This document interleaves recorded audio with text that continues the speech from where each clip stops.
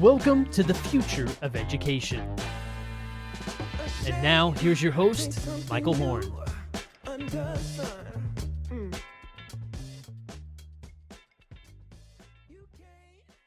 Welcome to the Future of Education. I'm Michael Horn. You're joining the show where we're dedicated to creating a world in which all individuals can build their passions, fulfill their potential, and live lives of purpose.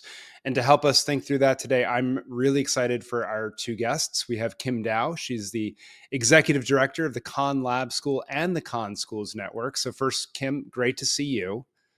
Thanks for having us on your podcast. You bet. And then we've got Elizabeth Dean. She's the head of learning design at the Village School and the first Khan School Network partner on the East Coast, which we're going to hear more about today. But first, Elizabeth, thank you so much for joining as well. Thanks for having us. Yeah, you bet. So Kim, let me start with you. Just Khan Lab School, I've been there probably a handful of times over the years, but if I'm being honest, it's probably been like 7 or 8 years since I was last there. I was trying to do the math this morning as I was preparing for you to come on.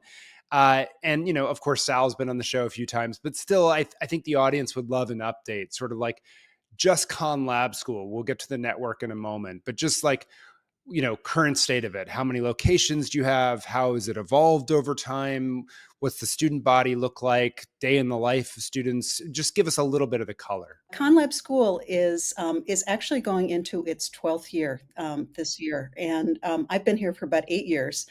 And it's been quite a journey. And the school, as you know, is a mastery-based school. One of the earlier mastery-based schools. We're located in Mountain View, and we've also just expanded to Palo Alto. And so the school has grown over the past decade or so. And so now we have a campus for our lower school folks, and then we have a campus for our middle and our upper school students, which is based in Mountain View. In fact, our middle school this summer, we just did some rehab and just moved into the old Khan Academy space. So we have moved from which the students love. And so the program has grown from the early days of about, 20 students. I like to say it's achieved escape velocity, and we now have just tipped over 300 students, which is super exciting. So we often say that we have evolved from being scrappy to established, but not too established. And so we've really tried to retain those kind of startup, innovative roots in everything that we do. But it's been amazing to grow to, a larger school. I love it. One more question, Kim, before I bring Elizabeth in. Just 300 students. I've always thought of Khan Lab School as a micro school. Do you all still consider yourself as such at that size? Or like, how do you think I mean, some of these classifications are sort of silly in some sense, right? It's more about the educational experience, but I'm just sort of curious how you think about that. I think that we have evolved away from being a traditional micro school, just partly because of the number of years that we have been around. And I think that moving into kind of being more of a grown-up school, based on, the number of years that we've been around, some of the things that, are part of our operational elements, I would say, are part of being, a larger school. It's interesting. Most recently, about 3 years ago, we also decided to expand the program, and we can get into this in a little bit later. But we expanded the model to open a school in Wichita. So we are now 3 campuses: one in Mountain View, one in Palo Alto, where our lower school is, and a new campus in Wichita, Kansas. All right, we're going to have to get more into all of this in a moment. But Elizabeth, I want to bring you in because before the partnership, the Village School was alive and well, has a good history.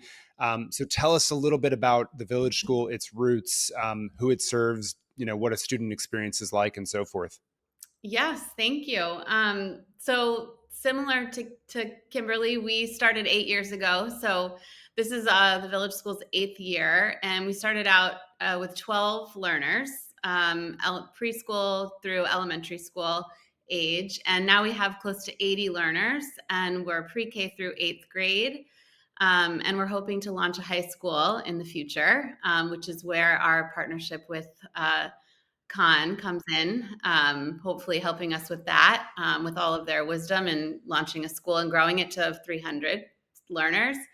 Our school is really built, we have our roots in a self-directed learning model, And we have a really entrepreneurial founding community. Some of those founding families still here, really active, and have just kind of pushed us to continue to expand and explore. We're really focused on self-directed learning, of course, as that's, really where our roots are, but focused on project-based and mastery-based learning, and really wanting to make a school model and a learning experience that is really the future of education, focusing on those, human skills that are going to be really important as we continue down this road of AI and all things that come with that. And tell us a little bit about like that founding story with those founding families. You're all in Northern Virginia, right? So just a little bit about like, what was the why, the rallying cry, if you will, that said, hey, we have to put something different together. Yes. So I can speak to that, as I was one of those founding families before Oh, okay. I worked here. So I was a member before I was an employee, or I think there's a famous line about that, but I might be dating myself with that. But you all get it. I see you laughing. Yes. So the families are really come from a really, it's hard to describe. It's not like they come from one particular background. Really just families that were looking at their current young, their children's school experience and just wanting it to be more than just fine. And I think something that all families, especially that founding group, really has in common, and something we hear every time we take our new families out to a coffee, is that, they played the game of school, and they either played it really well or they didn't play it well at all. They figured it out either way, but they wanted something different for their kids. And so it's really that, just knowing that they're just really wanting something else, which is like what I like to call them entrepreneurial, right? They're really seeing that disconnect, or seeing something that could be better and wanting to figure that out. So that's really what I feel like brought us together. And we're located in Arlington, Virginia, right outside Washington, D.C. And we really take advantage of our close location to all things in the District of Columbia that are, take the kids on really great field trips and have access to a lot of really wonderful professionals who are willing to come in and share what they do with our learners. So we try to take advantage of our location for sure. Very cool. Very cool. All right, Kim, let me go back to the Khan Lab School, because then we also, part of your title, Khan Schools Network, right? You guys started to expand, I think a few years back, if I'm not mistaken. And it's global, in fact, at this point. So sort of tell us about that evolution of Khan Lab School into thinking about it as more of a network, if you will.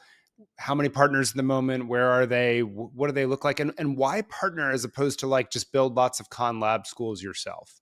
Very early on, I would say, and it's actually a separate entity from Khan Lab School. And so, but I would say, one of the things that, like, innovative schools in the Bay Area and all over the country, everybody gets requests to come and visit their school, especially like Elizabeth, if you're in a large metropolitan area.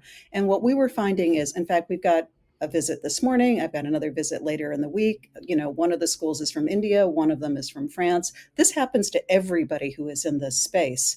And one of the things that I found was these conversations were so rich, and that folks would come, they would spend an entire day at the school. But then, we would sort of drift away. We would stay in touch. We would email each other every now and then. But we really weren't continuing that relationship and those opportunities to learn from one another. And I would say probably about 2 years ago, we started thinking that we had gotten, some things together about our model. And we have, like everybody else, have made tons of mistakes along the way. But I felt that we had learned enough that maybe we were ready to have some things that we could share with other schools. And so, we tapped into some of those schools that had come to visit us, and we decided to create, and about the same time we were creating the Wichita program, Khan Schools Network. And not as a way to franchise Khan Lab School, but a way to really create something a little more organic, where we could create partnerships, through these relationships with other schools. Not that we wouldn't create, another one or two ConLab schools in the future, but they have And the to be the Wichita right one partner. is a ConLab school, right? It is a Just right. ConLab school, Okay. Yep. correct, right. Yep. But what we really wanted to do was to help facilitate, because we were finding this from, folks who were visiting us as well, is how can we learn from each other? And one of the things we like to say is be in the lab with us, right? Because the learning really goes in both directions. And so even though we have, materials that we have shared and that we have codified and we have put up on our conschoolsnetwork.org website, um, we're really putting them in good shape, and then hoping that that will serve as a model, for Elizabeth and others then to share some of their best resources as well. So it's really almost conceptualized as like this isn't like a series of copycat schools. It's more literally a network where you're all learning from each other as a network would. Is that the right way to think about it? 100%. 100%. Super interesting. All right, let me ask one more question before Elizabeth, I want to hear your sort of turn on this. I suspect a lot of folks would love to be a partner with ConLab School in some meaningful way. How do you decide, who gets to be a partner? Are there criteria around that? Why did the Village School feel like, yeah, that's someone we want to partner with, have them be in the network? Well, it's interesting, Elizabeth. We find that folks who are approaching us come with a very specific request. It's not help us build a school, right? And in the relationship and partnership with Elizabeth, it was we have a K-8 program. We're aligned philosophically around how our schools, run. They're independent entities, but you have built a high school before, right?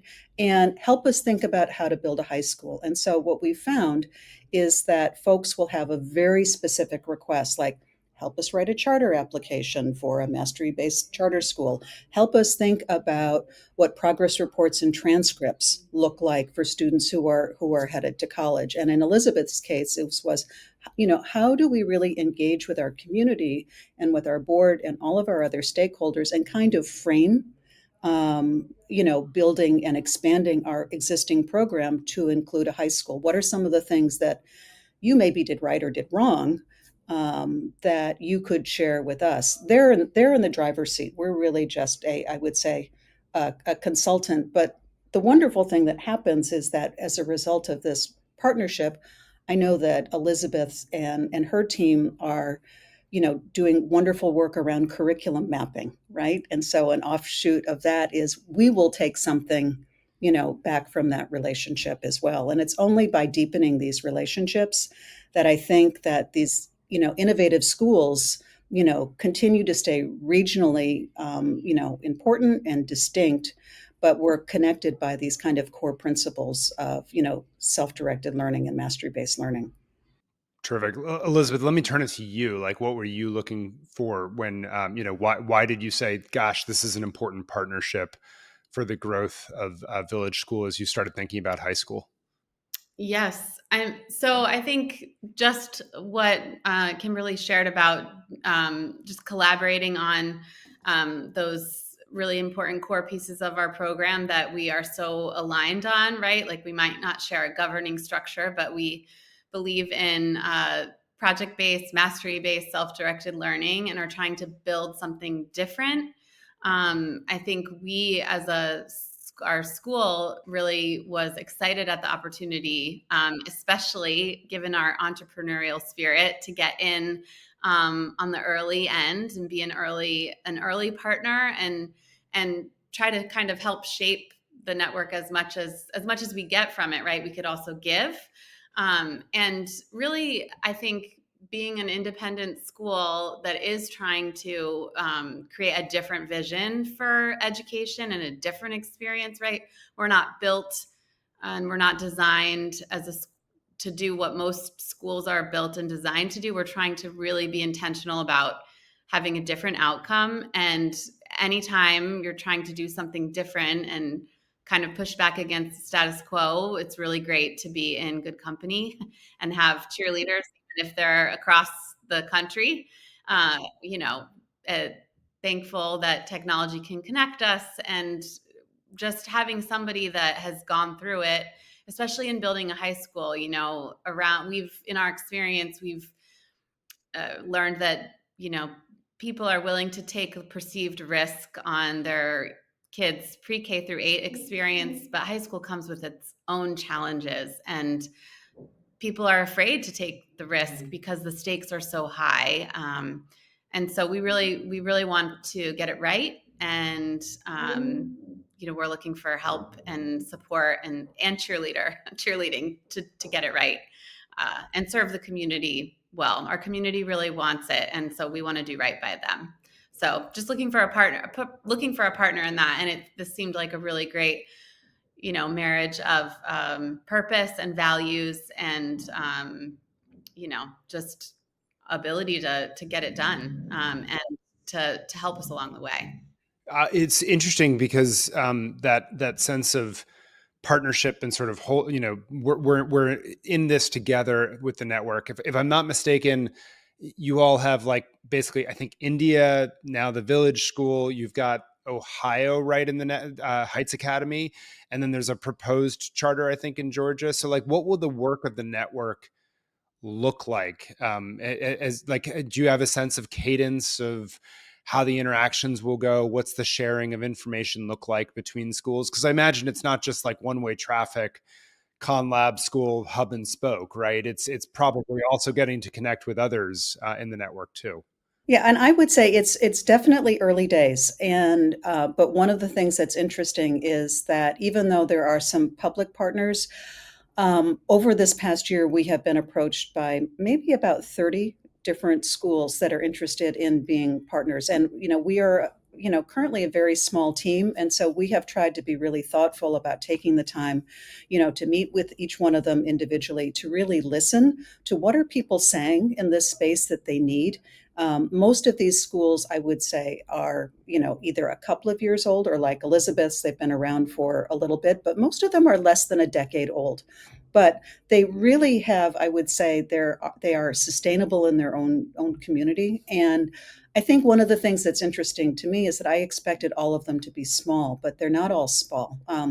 We are partners with another school in Florida, which created an innovative mastery-based school within an existing school district. And so that was one of the surprises to me, that charter schools, public schools, small schools, international schools. I was surprised by the fact that about a third of the schools who are reaching out to us are in fact international schools. So about 10 international, 20 that are around the country.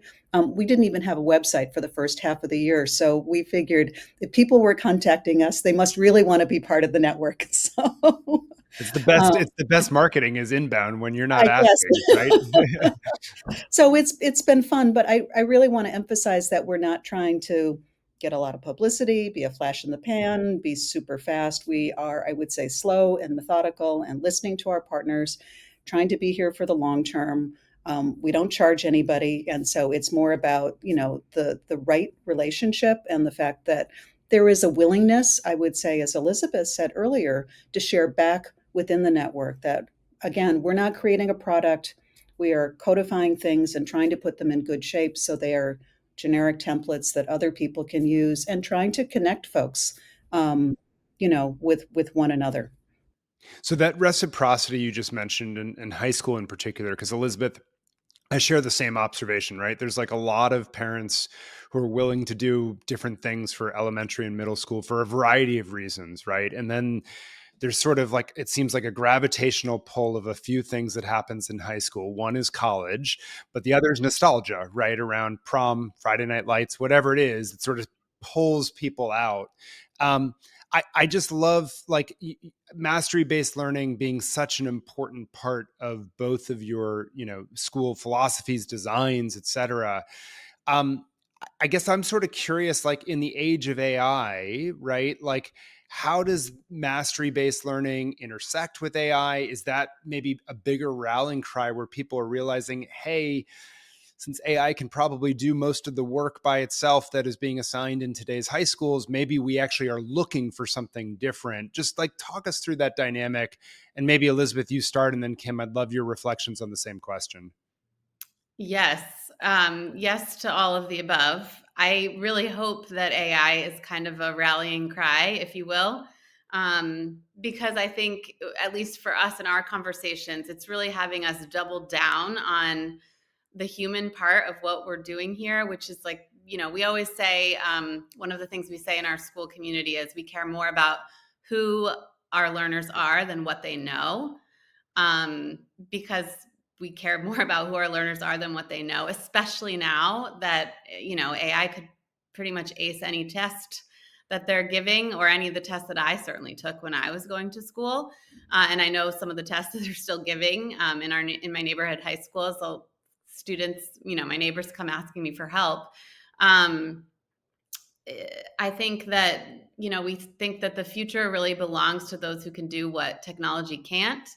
And one of those things that technology can't do is really teach me about know myself and my own experience. They can't reflect for me on that thing that just happened. And so really just doubling down on the human aspects of our learning design. And that's really what mastery-based learning is all about. You can't, I think mastery-based learning is really all about those authentic assessments, like assessing to discover, not assessing to demonstrate. So we have really been energized as a team to dive even more deeply into mastery-based learning. One, because of our partnership with Khan, but also just because of what we've seen and we've experimented with in terms of AI and how it's impacting what do we care about? What's important here? What's worth assessing? Kim, I'd love your thoughts on this as well. I have a number of questions off of what Elizabeth just shared, but first I want to give you a chance to jump in. I mean, I would say one of the interesting things, for us is obviously it's a quickly shifting landscape, and the AI that students use today is probably the worst AI that they'll ever encounter in their academic careers. And so I think it's worth, keeping all of those things, in mind. The other thing that I think is really at the forefront for us is that as a K-12 school, AI is pervasive, not just with our high school students, but down to our youngest students as well. And so what does kind of the ethical use of AI look like? And, there is also so much focus, I would say, in school environments about how does AI support teachers and what can students do and not do, and what should we train students to do or not do, and how important is critical thinking, and all of those things that, continue to need to be important. I think one of the things that we have also tried to focus on is that what does AI mean for the rest of the school, right? What does it mean for the administrative team? What does it mean for the operations of the school? And there's a lot of kind of AI ed. In fact, we're doing our own summit in a couple of weeks about AI and ed for teachers, right? But one of the things we're trying to make sure also doesn't happen is that, in admissions and in marketing and in our finance department, that we're also upskilling everybody on those teams as well. So it becomes more of a community embracing and having thoughtful conversations about, appropriate use. The last thing I would say is that as a school, we are kind of in this unique situation as being a sister organization to Khan Academy. And so when there are, changes in KA, or there's a rollout of, Khanmigo, which is a tool that a number of schools will use, is that our students have kind of this early look, and they are used to kind of trying these things out in collaboration with kind of a software nonprofit. And so I think that we have so many students who are in the driver's seat of being really early adopters as a result of this kind of synergistic, relationship with a software entity. And so I think that has made us look at kind of the school use pretty early on, and to think about what's changing and what isn't going to change, for students and for teachers. Well, so let's dig in on a couple of those things on the student side in particular. Elizabeth, you mentioned knowing yourself, being critical, but obviously you have to have knowledge around the world, and sort of you have to know something to also know yourself relative to others. How do you parse that? What's your current philosophy, or where do you think, what will the high school look like as you guys build this? I'm guessing it's not going to be atomized subjects and sort of 45-minute bells. So what will a day in the life do you think look like for a student navigating these questions that you posed? Yes. So, I mean, I think it'll look similar to how, especially our middle school runs, except, which I'll share. I think the goal for high school would be that they are, off campus a lot more than our middle schoolers are. They're off campus quite a bit, but we really want, the vision really is to put young people in the world and having real experiences, not artificial ones, right? Real experiences. And I'd say, the balance is always tricky, right? Is of like, I think a great example would be a project our middle schoolers just finished a couple weeks ago, which was the first project of the year, which was just really all about like AI. They wrote a handbook for other middle schoolers on how to use AI. And in order to write that handbook, they had to use it. They had to talk about how they felt after they used it. They used it for all math, writing, reading, civics assignments. They worked in collaboration. They used it on their own, just really like diving in and then taking the time to process that experience. Like, how did I feel using it? Which did I learn? Did I learn more by using it or not by using it or by collaborating with it? Like really posing those, I feel like those questions were all like I'm asking about my own life and using AI.